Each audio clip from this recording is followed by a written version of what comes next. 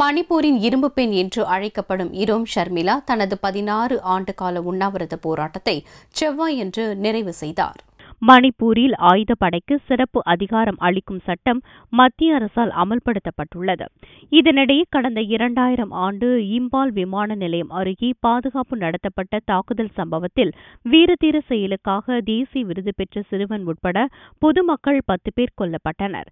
இந்நிலையில் இந்த சம்பவத்தை கண்டித்தும் ஆயுதப்படை சிறப்பு சட்டத்தை ரத்து செய்ய கோரியும் மணிப்பூரை சேர்ந்த இரோம் சானு ஷர்மிளா என்ற பெண் கடந்த 2000 ஆண்டு தனது 28 வயதில் உண்ணாவிரதத்தை துவக்கினார்.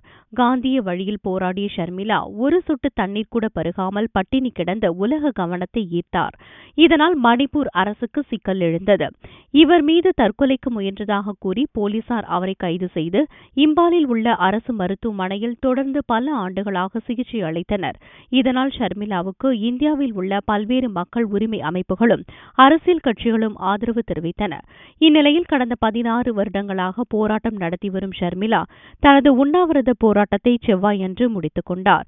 இதைத் தொடர்ந்து அவர் அரசியலில் ஈடுபடப் போவதாகவும் அறிவித்துள்ளார்.